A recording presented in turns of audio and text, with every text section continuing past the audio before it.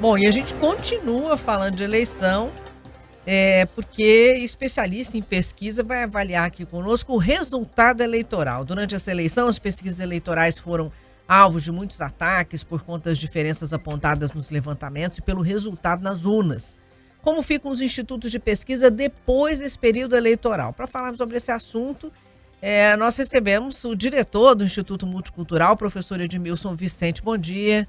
Muito obrigada por estar aqui. Bom dia a todos, bom dia aos ouvintes. Eu que agradeço pelo convite e estou à disposição para que a gente possa estudar um pouquinho mais do que aconteceu nessas eleições de 2022. Edmilson, como é que você acha que explica todas essas diferenças? A gente teve institutos aí com diferença até de quase 10%, né? E outros mostrando esse empate técnico muito próximo do que aconteceu. Empate técnico entre aspas, né? Porque temos vencedor. Foi uma diferença de menos de 2%, ou seja, uma disputa acirradíssima. Então, nós precisamos separar, inclusive o Instituto de Pesquisa, né? Nós cansamos de falar que em todas as áreas nós vamos ter bons profissionais e outros que não são tão bons profissionais, vamos dizer assim. E, inclusive, os institutos que não estão tão em evidência, eles foram perfeitos ontem. Se nós pegarmos o MDA e nós pegarmos o Paraná Pesquisa, o erro deles foi menos de 0,4%. O MDA, ele dava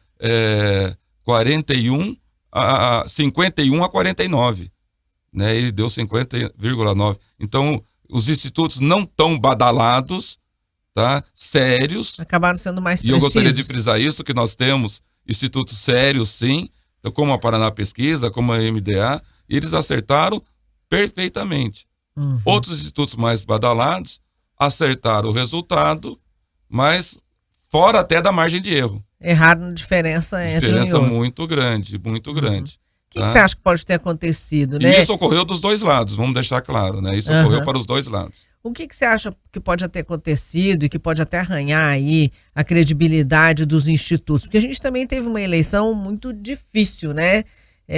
Algumas pessoas não se posicionavam, algumas pessoas falavam uma coisa e faziam outra, outros deixaram até de votar. A gente pode ter reduziu aqui o índice de abstenção, mas como disse até o Clodomiro agora há pouco, abstenção muito alta ainda no Brasil, em torno de 20%. Tudo isso influencia ou não? Matematicamente isso não deveria acontecer? Não, com certeza isso influencia. E aí é que está o detalhe.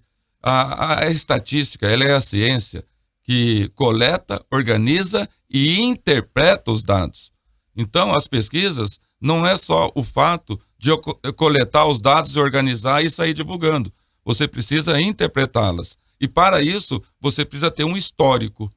E eu acho que essa falta de histórico é que trouxe resultados tão diferentes assim.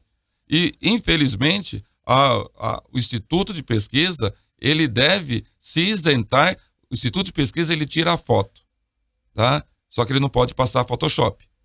Então, esse é o detalhe. Ele tem que realmente retratar o momento, como nós sempre dizemos, mas de uma maneira muito fiel. E saber o que está acontecendo no país para poder realmente tirar as pessoas que não querem expor o seu voto, tá? Não querem entrevistar.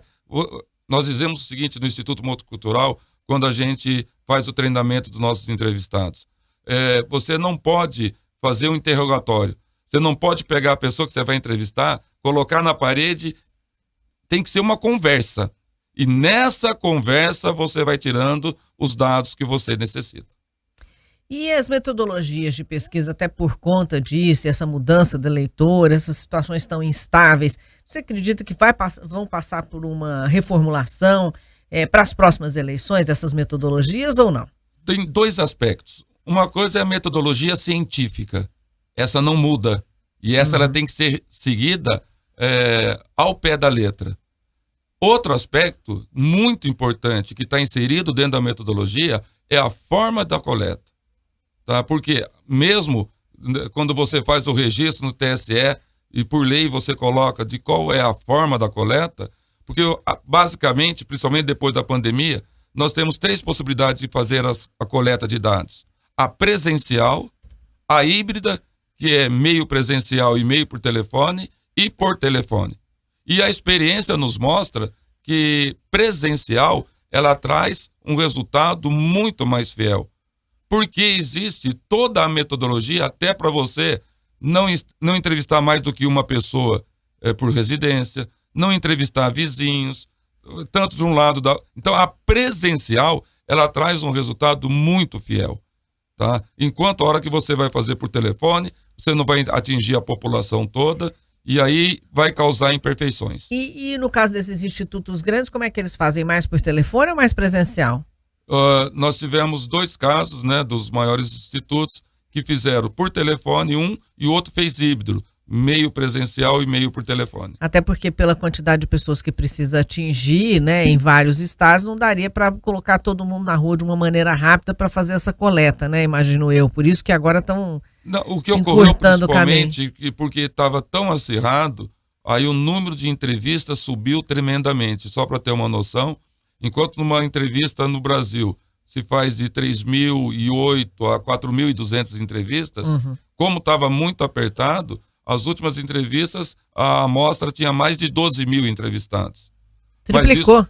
Mas isso é uma preocupação, um lado positivo, mas por outro lado também, você tem que ter a preocupação de como for fazer essa coleta. Não é só aumentar o número de entrevistas que vai fazer com que ela fique mais fiel.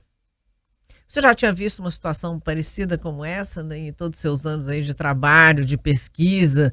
Porque eu acho que a gente nunca viveu uma situação assim, né? E que trouxesse tantas dúvidas, inclusive com relação aos institutos, enfim.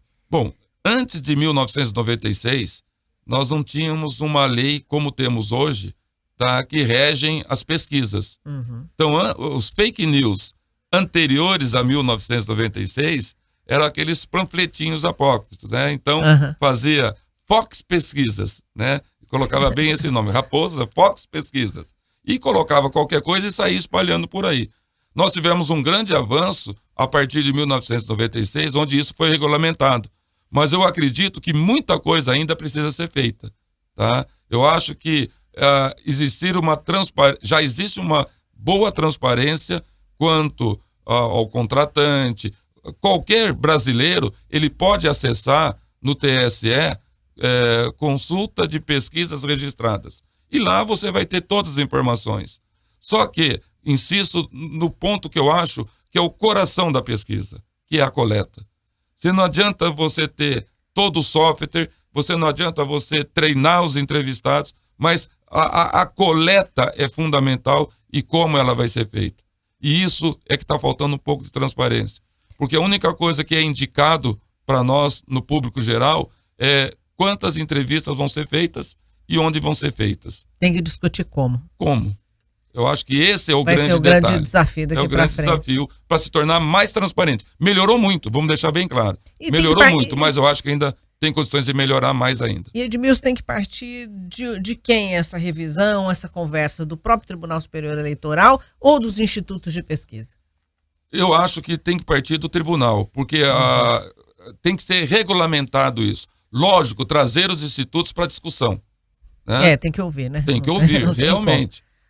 Vamos insistir no fato que em todas as profissões, como eu falei agora há pouco, nós temos o bom e o mau profissional. E existem, a maioria, graças a Deus, que são bons profissionais. Nós temos grandes institutos e por isso que eu quis frisar tão bem, né, os institutos que não são tão divulgados, como a Paraná Pesquisa, como a MDA em São Paulo, que simplesmente acertaram realmente e fizeram um belíssimo trabalho. Então eu gostaria de ressaltar também, senão só fica a imagem daqueles que têm...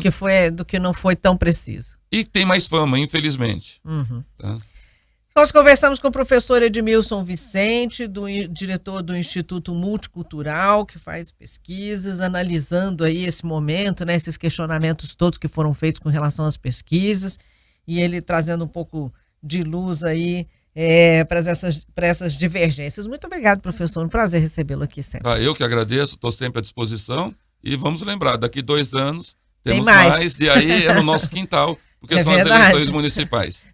Essas são sempre mais apaixonadas, apesar de que eu acho que, diferente dessa paixão que nós tivemos nessa eleição, vai ser difícil, né? Acho que nem as municipais. Seguimos. Muito obrigada, professor.